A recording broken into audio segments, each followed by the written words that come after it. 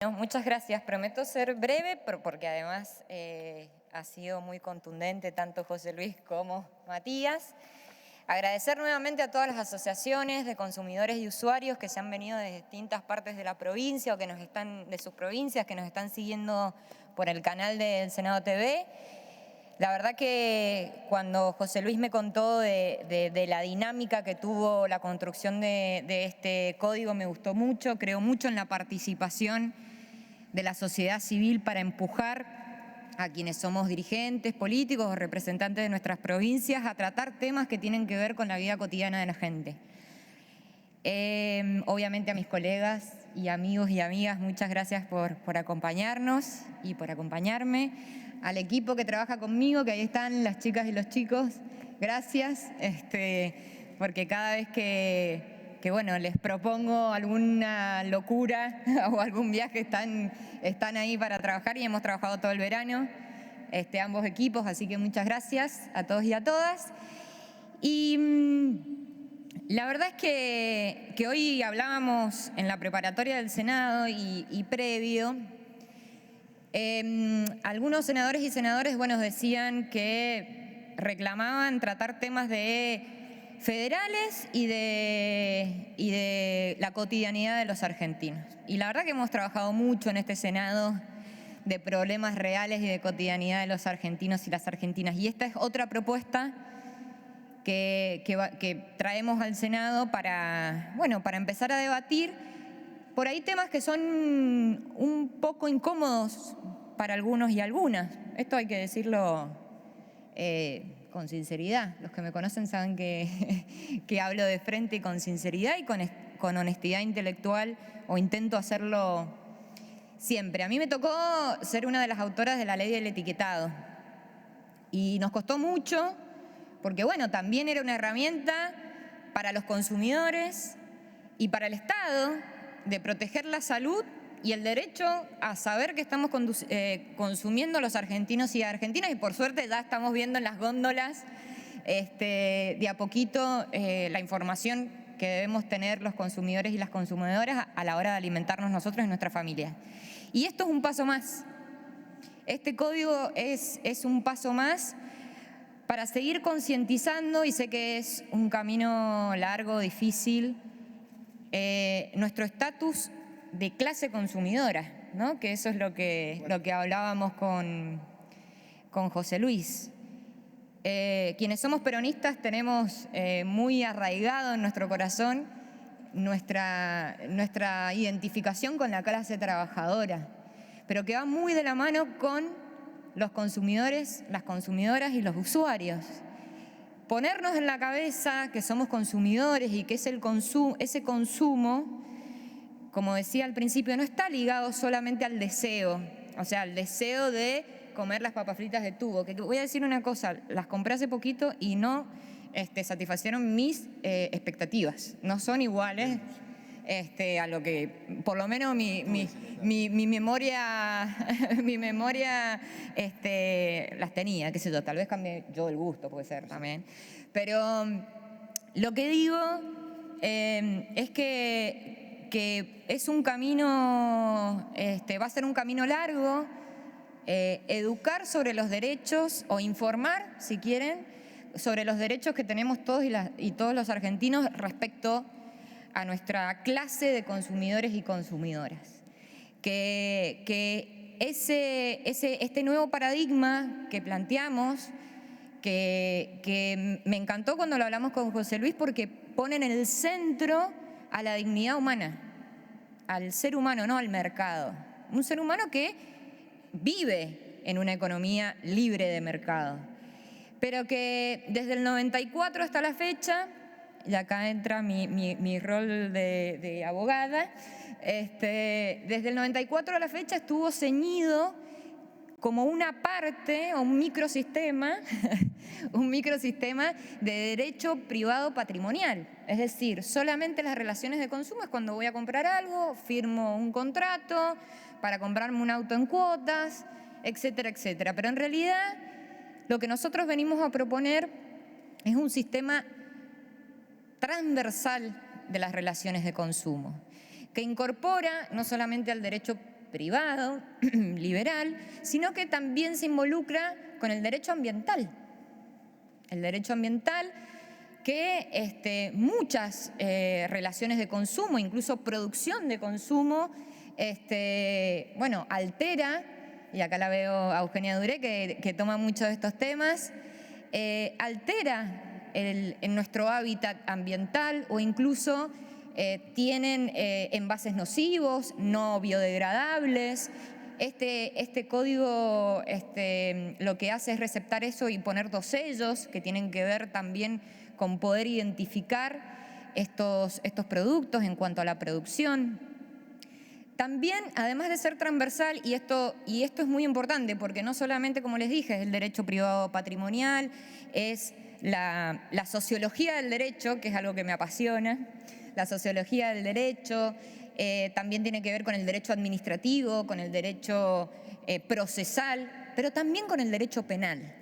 Y ustedes dirían, ¿qué tiene que ver el Código de Consumidor? Bueno, tiene mucho que ver el tema penal que lo decía en cierto modo José Luis. Bueno, hay relaciones de consumo que sobre todo hoy están muy ligadas con la tecnología y nuestro ambiente, digamos, que está obviamente inverso y sobre todo después de la pandemia que se superpotenció,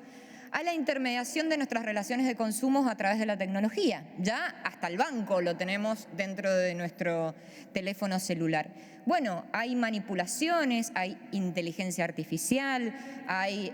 robo de datos, inteligencia de datos, que todo se regula en este código, que hacen que, las relaciones de consumo no es que sean asimétricas, sino que es un sometimiento estructural de los usuarios y consumidores. Y hay gerentes, dueños de empresas, gerentes de bancos, que hacen estafas masivas a los usuarios y consumidores y que tienen que estar penadas por el derecho penal. Y que además hay que ser conscientes que son delitos económicos que muchas veces en la Argentina y la justicia penal de la Argentina rara vez impone penas privativas de la libertad. Ahí sí que hay una verdadera puerta giratoria, por delitos económicos en la República Argentina. Yo no conozco nadie, no me viene al recuerdo nadie que haya hecho una estafa masiva, que conocemos miles, y que haya sido penado con el derecho penal por la estafa a miles y miles de consumidores. Bueno, esto también lo trata este código de usuarios y consumidores, que les repito, es un cambio de paradigma que pone en el centro a la persona humana, la dignidad de la persona humana, que además establece que las relaciones de consumo no solamente son en una situación contractual de derecho privado patrimonial, sino que también ve a la persona humana con que está sometida cotidianamente, y si uno se pone a pensar, en nuestra vida cotidiana vivimos situaciones de consumo múltiples que no solamente tienen que ver con el deseo, sino con las necesidades para satisfacer una vida digna. Repito, medicamentos, servicios públicos, cuestiones que tienen que ver con la educación, con el bienestar. Y también algo que como soñadora de la provincia de Mendoza siempre pongo la lupa ahí, tiene que ver con el federalismo y que estos derechos no solamente sean garantizados acá en la capital federal, no solamente sean garantizados en las capitales de las provincias, sino en cada rincón de nuestra patria. O sea, ustedes van a decir, bueno, sí, se puede, lo podemos lograr, y acá se genera una estructura procesal administrativa y obviamente se incentiva con adhesión de las provincias, obviamente, para que se sumen a este proceso administrativo que tiene que ver con un proceso administrativo simple, que tiene mediación y que lo que hace es estimular procedimientos ágiles y que sean contundentes a la hora de penar, si es que corresponde, a quienes hayan violado este Código del Consumidor. Muchas veces, en algunas direcciones de consumidor de las provincias o los municipios que lo tienen, muchas veces son más, parecen, en vez de ser una institución para defender el derecho al consumidor, una sucursal de reclamos de empresas privadas y no un ente estatal que tiende a proteger derechos de los usuarios y consumidores. Bueno, ese paradigma lo tenemos que trabajar, lo tenemos que enseñar, lo tenemos que informar y tenemos que hacer que en cada rincón de la Argentina esto que hoy estamos proponiendo sea una realidad. Obviamente que la información, la educación en el consumo tiene mucho que ver con el empoderamiento que necesitamos los argentinos y las argentinas a la hora de defender nuestros derechos. Nos pasa con precios justos, ¿no? Que uno va al supermercado, no ve precios justos y empieza con la aplicación, bueno, y todo, ni que hablar con la dispersión de precios que hay propia, cómo saber dónde, digamos, hacer una denuncia inmediata y que sea respondida con inmediatez y no decir, bueno, hablábamos con algunas colegas de mi oficina y decía, bueno, a mí me tocó, pero muchas veces hay que ir personalmente a defensa del consumidor. Ni hablar si vivís en el interior de una provincia, o sea, no viajás a la capital para hacer una denuncia de, no sé, faltante en un supermercado. Decir, bueno, si tengo la aplicación lo hago y si no, porque sabés que o llamás un 0800 y nunca te atiende una persona, o vas y los trámites son muy burocráticos a veces en las oficinas. Incluso hay un descreimiento de que la potencia del Estado para poder aplicar las multas sea efectiva o esté la voluntad. Y estas son cosas que tenemos que dar vuelta con educación y compromiso de todos los argentinos y las argentinas, porque si el Estado no recibe la información, obviamente no va a poder sancionar ni inclinar la balanza, como decía acá Matías. Yo creo en los procesos colectivos, creo que obviamente toda ley es perfectible. Sé que acá en el Senado le vamos a dar, estuve hablando con Pali, que es el senador de Bersuzán, el senador Bersuzán por La Pampa, que es el presidente de la Comisión de Legislación General, para empezar a discutir algo que creo que tiene que ser una discusión profunda, que obviamente hay que llamar al Ejecutivo y que pueda opinar, a las autoridades de las provincias, que también tienen mucho que decir respecto de esta aplicación, pero sobre todo a las asociaciones de consumidores, que son las que cotidianamente atraviesan, sufren y representan a los argentinos y las argentinas. Creo que lo mejor que podemos hacer en esta legislación es que sea un código de fácil lectura, que lo es, que no es necesario ser ni abogado, ni contador, ni economista para entenderlo, sino que es de fácil lectura, sin técnica, digamos, inentendible como a veces nos gusta escribir a los abogados y las abogadas, sino que es algo muy fresco y que debería darse, digamos, incluso gratuitamente en muchas escuelas y poder analizarlo junto a los chicos y las chicas. Lo último que quiero decir es que es algo que José Luis nombró y que es algo muy preocupante en los últimos años de la Argentina, es el tema del endeudamiento familiar. Es un tema, nosotros estuvimos tratando leyes de formación financiera en las escuelas. Creo que también tendríamos que tratar temas que tengan que ver con la formación el manejo de redes sociales y todo lo que tiene que ver con la manipulación de la publicidad y los incentivos que hay. Pero me parece que el tema del endeudamiento de las familias, y si uno escabulle un poco más, el endeudamiento de las mujeres es un tema central en la Argentina que mucho con la vorágine no hemos podido tratar. Creo que esta es una gran herramienta.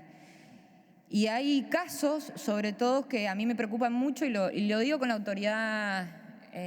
moral de ser colega, que están las famosas cobranzas extrajudiciales.